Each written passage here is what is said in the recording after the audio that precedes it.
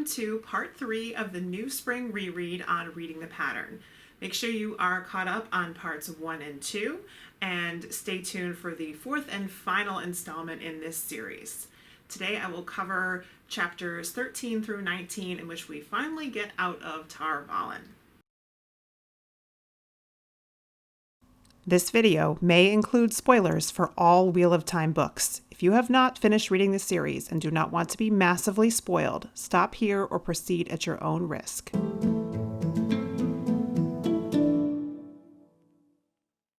Chapter 13, Business in the City. Loreen and Swan eat their first dinner in the Aes Sedai dining hall, where, unlike accepted and novices, they can choose what they eat and are served. Edith gives them both a letter of rights for the significant annual sum of gold they receive from the tower. Loreen hires a sedan chair to visit her banker in the city. The banker, Mistress Dormila, mentions a letter she sent to Moiraine which Moiraine had never received.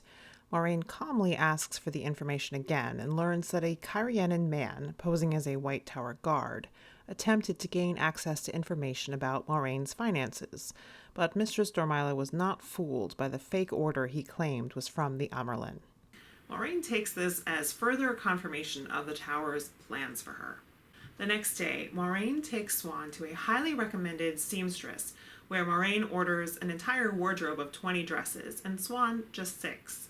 While Swan attempts to dictate exactly what she wants and wants to know the cost, Moiraine cuts her off and herself just makes suggestions and compromises about her preferred colors and styles. When alone, Moiraine explains that it is necessary to defer to a skilled dressmaker and never keep her waiting. At the last moment, Moiraine adds 5 dresses to her order in Cairhienin style with her house colors, but far fewer slashes of rank than she has a right to. Chapter 14, Changes. Moiraine and Swan are now instructed on Blue Aja customs and weaves trusted only to Aes Sedai, including the Warder Bond and secret Aja weaves. She begins to understand the various animosities and alliances among the different Ajas. For the Feast of Lights, Moiraine receives a lot of invitations to balls, many of them from powerful Cairhienin nobility, and she decides to burn them all unanswered. Swan quickly loses her temper with having to jump to do Satalia's bidding, while Moiraine grows bored and frustrated with her duty of distributing the bounty. They learn their friend Elid was summoned to her testing, and she failed to come out of the ter'angreal. Elida avoids them. Swan gets along well with the sitter Lelaine, while Moiraine grows closer to Anaya. Both of them resume their friendship with Lyanna. One by one, the Aes Sedai tasked with searching for the Dragon Reborn leave the tower. Swan gradually grows interested in her job. Then Shiriam passes her test and joins the Blue, and Moiraine has to talk Swan out of bringing her in on their secret. Suddenly and unexpectedly, Tamra is announced to have died in her sleep. Moiraine thinks first to ask the light to illumine Tamra's soul, and then of the search for the boy child. But then she thinks this might mean she could get out of her task. In self-disgust, she decides to assign herself a penance of wearing a dress to Tamra's funeral that she considers scandalous. In front of everyone, she speaks from the heart over her deep admiration for Tamra, and when the day is over, burns the dress. A new Amyrlin, Siaran Vayu, is quickly raised from the gray, but instead of the typical indulgences, she implements harsh punishments and immediately dismisses all male clerks from the tower. She chooses Red Sisters for her new keeper and mistress of novices. Moiraine asks the new Amyrlin for permission to be released from her duty of distributing the bounty, and Siaran agrees, but orders her to stay in Tar Valon. Moiraine tells Swan, "I am going for a ride. You know where I will be, in what order." And she immediately prepares to leave with the plan she has had in place. She gets letters of rights from her banker and the remaining 5 dresses from the dressmaker. She purchases everything else she needs in the city, changing into one of her new dresses and removing her great serpent ring. She finds a boat, and before departing on the docks, she notices a man that she recognizes from Mistress Dormila's description as someone who is most likely trying to kill her. Chapter 15. Into Canloom. Lan and Bukama have returned to Kandor and approach the city of Canloom. Lan is recognized by a guard at the walls who exclaims of a rumor that Lan had been killed fighting the Aiel. Bukama shouts at the young guard for saying, "I stand ready, Majesty," because he is clearly too young to have been born in Malkir and does not wear a Hidori. An officer appears and cautions them to keep the peace. Bukama apologizes to Lan's shock, and both are welcomed. The city is crowded as they walk the streets, and Lan notices several Aes Sedai who seem to be everywhere after the Amralin's death, along with rumors of a man channeling. He also notices some older Malkiri with short hair and no Hidori. He opts to avoid the palace or any noble houses where he would be welcomed and invited to balls and hunts. Bukama follows without complaint. Chapter 16. The Deeps. At the fourth inn they try, the Blue Rose, a woman named Rosella approaches Bukama without a word and roughly kisses him, then punches him in the jaw, saying 6 years without a word, and then kisses him again. While Bukama is occupied, Lan finds another old friend named Rhine Venemar, who is Malkiri but dresses like an Arafellan. A serving maid named Lyra offers to share Lan's bed that night and does not let him get away with a polite refusal. Rhine tells Lan that the lady Edain Arel has raised the golden crane in his name and is now in Chachin. Lan excuses himself and heads to the stables, but his thoughts run to Edain and her beauty. Edain had been his carniera, his first lover, when he was 15 years old and she in her 30s. This is part of a tradition, as is the saying, "Your carniera wears part of your soul in her hair as a ribbon forever." Bukama catches up with him, and Lan tries to make light of the situation by teasing him about Rosella. 6 men approach to attack, and Lan quickly orders Bukama inside, and he obeys. Lan manages to kill all 6, and people from the inn rush out to help him. Lyra examines his wounds and stitches him up herself. Rhine comments that a couple of the dead men had heard Edain speak when she had been in Canloom, and suggests that perhaps she wants Lan dead. Lan decides that he and Bukama will go to Chachin at first light, and Rhine decides to join them. Chapter 17. An Arrival. Loreen is 3 months into her search and finding mainly frustration. She is in Canloom, traveling as Lady Alice, and talking to a woman named Jareen, who lost her husband and all 3 sons in a fire. Her husband, Joseph, had a reputation for luck, but Moraine is relieved to learn that their infant son, Jared, had been born 20 miles from Dragonmount. Moraine returns to her inn, which unfortunately houses 5 other Aes Sedai, though luckily none Moraine knows. They have taken her for a wilder, though this has not stopped them trying to convince her to come to the White Tower. Loreen has told them her age and that she will not enroll as a novice. Unfortunately, 2 other Aes Sedai who do recognize Moraine also show up, Marian and Laurel. They do not out her to the others, but then a 3rd new arrival, Cadsuane, orders Marian and Laurel to join her in a private sitting room and to bring Moraine. Cadsuane asks Moraine directly what she's doing in Canloom, and Moraine manages an Aes Sedai answer suggesting she is looking for a warder. Cadsuane tells the others to tell her what they know of Moraine, and Marian reveals everything, down to the fact that she and Swan were pillow friends, and details of their pranks and punishments.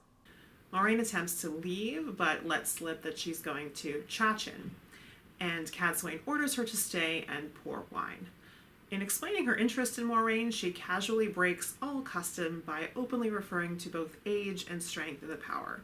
It seems her interest in Moraine lies in Moraine's potential strength. Then she orders Marian and Laurel to accompany Moraine to Chachin and dismisses them. Moraine says she agreed to no such thing, but Cadsuane openly threatens to beat her if she disobeys.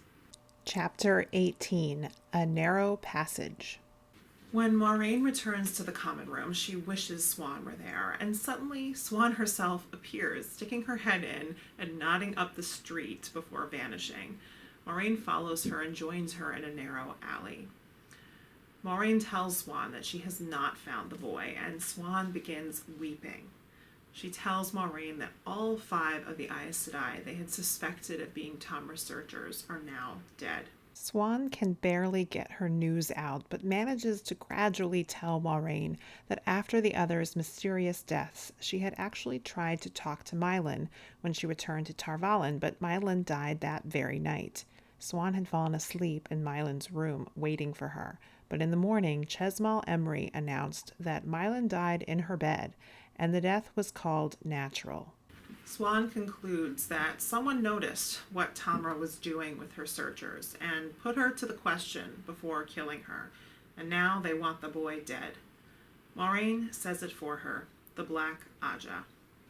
They both realize that they have no proof, and that they're likely the only ones left searching for the Dragon Reborn outside of the Black Aja. Maureen tells Swan about Cadsuane, and they consider whether she could be Black Aja or one of Tamra's searchers. They decide that Swan will head to Chachin immediately, and Maureen will follow her in the morning. Back at the inn, Maureen finds that she has been moved to share a room with a merchant woman, and that she is already being treated like a wilder, about to be packed off to sign the novice book. After a sleepless night, Maureen waits for Cadsuane to look in on her in the morning, and then immediately leaves with only what she can carry on her person. Chapter 19. Pond Water.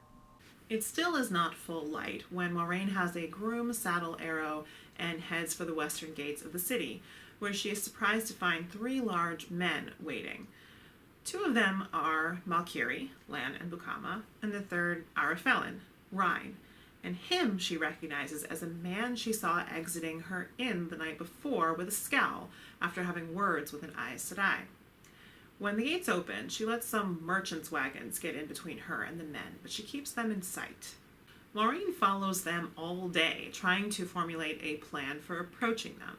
As night is approaching, Lan turns aside and heads into the forest while the other 2 rush on ahead. Maureen decides to follow Lan, and he has left an obvious trail. She catches up to him, appearing to make camp next to a pond. She attempts to sneak up on him and disarm him, but before she can think, he has tossed her into the pond. Lan offers her a hand out and speaks politely to her, offering a fire and hanging blankets so she can dry herself. While she is hidden behind the blankets, she uses the power to dry herself and waits. The other 2 join Lan and discuss her so that she becomes aware they knew she was following them. When Ryan makes a crack about seeing a Karianan naked, he and Lan end up playing a game they call Sevens, where they draw swords, stopping just short of the other's throat. She gathers that Ryan, too, is Malkiri, and from what she remembers of their customs, she decides to claim the right of a woman alone, and requests the shelter of their swords as they travel to Chachin. Unfortunately, she also offers to pay them, which offends them, but they agree. She learns very little from them as they make camp. At night, she sets wards of spirit on them so she knows when they move. She overhears Lan make a remark about not trusting Aes Sedai, and it angers her enough that she draws water from the pond and throws it at him. She reveals herself as an Aes Sedai, which awes or fears Rhine, and does not seem to move Lan at all.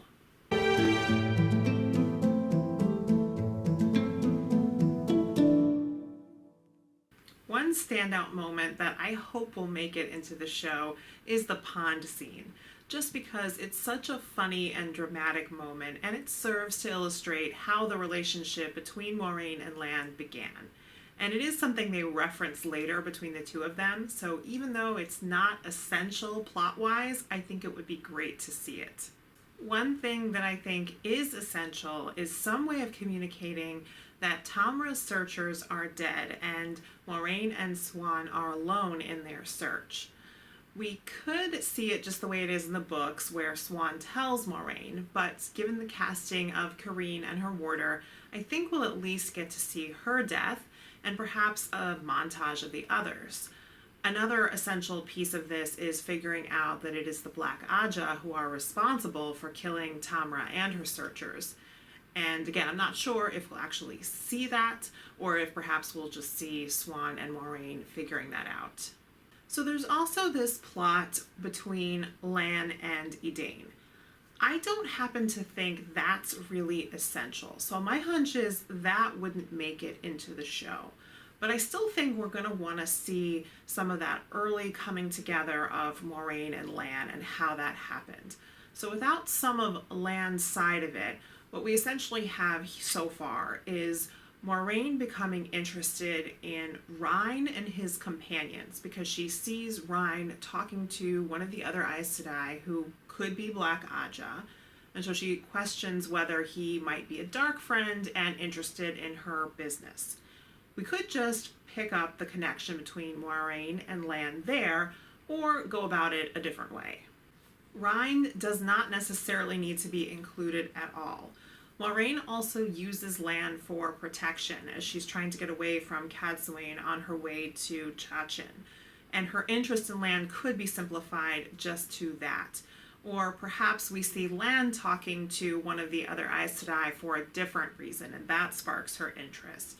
But essentially, Moraine and Lan being thrown together because Moraine is trying to stay away from women who she worries might be Black Aja. That much seems essential if we want to see the beginning of their relationship and how they came together. Another thing I wanted to discuss in this section is the relationship between Moraine and Swan and how it will be portrayed in the show. This is the section where we get confirmation that they are pillow friends. Their previous interactions have shown a physical closeness, sharing a bed and even a kiss, but here it's spelled out. They love each other, and they have a deep trust and friendship. And as pillow friends, they have a sexual relationship as well. But one thing I will say is that the book does not portray their relationship as romantic. There never seems to be any expectation of a permanent attachment, and they casually discuss their interest in men with each other. Apparently, this is not uncommon in the White Tower, which to me suggests that this is supposed to be part of their culture, that it's perfectly acceptable for women to have sexual relationships with each other, even if they're otherwise only interested in men. Moraine only seems uncomfortable talking about it because she is intensely private, and her Kyrianan upbringing has made her especially unwilling to talk about anything of a sexual nature. But she does not seem to have any sort of inward struggle with her relationship with Swan. I just think this might be a challenging thing for the show to portray well if they want to stick with this idea of a culture of pillow friends. To me, it kind of suggests this really bad stereotype that existed when I was in college of women only being bi until graduation. I think it would just deepen the dynamic to portray the relationship as romantic and both characters as bisexual. They don't need to use that same term, it would just be clear. Show that the relationship is romantic and they're in love with each other. And it can still end, probably because their lives take them in different directions, and they can still have the later romantic relationships that they have.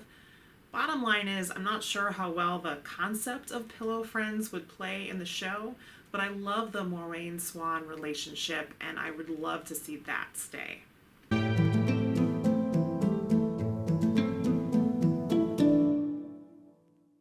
I love the moment when Moraine throws all of her invitations into the fireplace because it's such a clear reference to Rand making the same maneuver in The Great Hunt.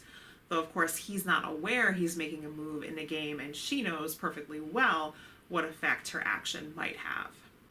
Lan has heard of several men who have been bonded as warders without warning. This just jumped out at me because about 20 years later, it is considered shocking when Alana does this to Rand. And it is a horrendous thing to do. But it was just interesting that we go from something apparently being a little bit more common and accepted among Aes Sedai to at least being very much frowned upon.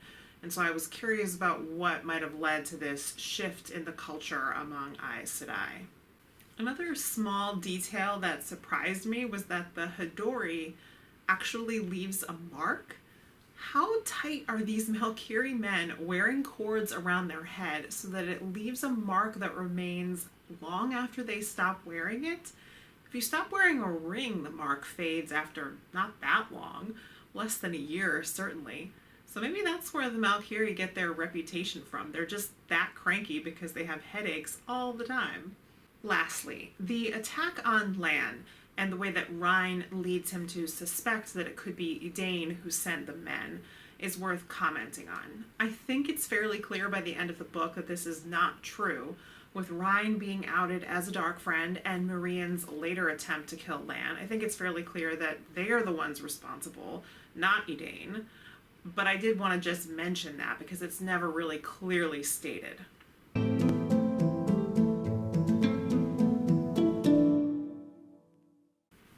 Loreen has a very strong sense of propriety and associated guilt when she does not live up to it. We saw this with how hard she was on herself over not feeling loss for her uncle's deaths, but even more so for her slip of the thought that she has after Tamra's death. She has a very human moment where she thinks of her own interests, and this after she's already thought of the two most important things, which are Tamra's life itself and how her death will affect the Dragon Reborn. So she's really done nothing wrong or inappropriate, but she sets what for her is a fairly harsh punishment. And even the form of her punishment is to do something that to her is extremely inappropriate. Maureen is also very obviously a planner and very cautious about the things that are important to her. She's able to very effectively execute her plan to get out of Tar Valon. And when she notices a man, Rhine, who might be a dark friend and might be in league with an Aes Sedai, who might be Black Aja and might have an interest in her business, she makes sure to doggedly pursue that small thread. And she turns out to be right. Lan thinks the South may have softened him. Somehow I seriously doubt that, and it's pretty obvious from the way people react to him. There's a groom who's terrified of him because he paces in a threatening stance without even realizing it. People frequently seem to give him a wide berth. Some of that could just be the reputation that Valkyrie have, but it's pretty obvious that he's basically walking death. And he's able to easily take down 6 men who are trying to kill him on his own. So yeah, real soft, Lan.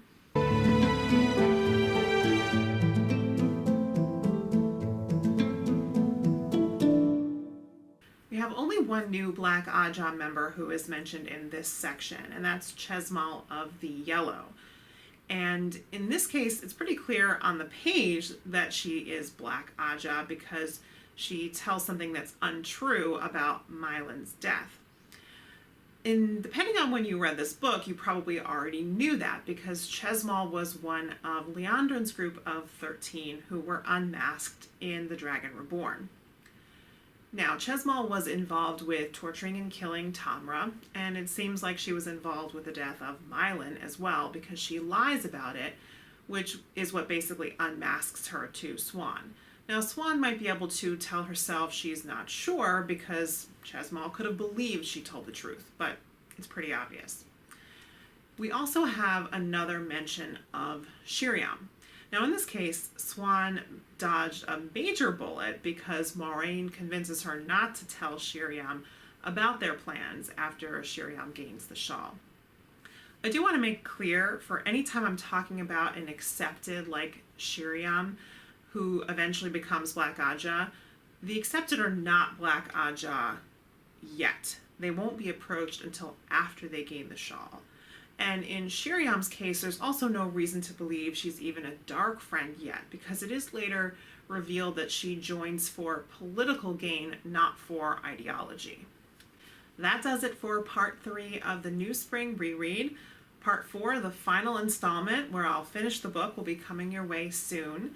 In the meantime, let me know in the comments, how do you want to see the show handle Pillow Friends? Like, subscribe, and all that good stuff, and I will see you next time.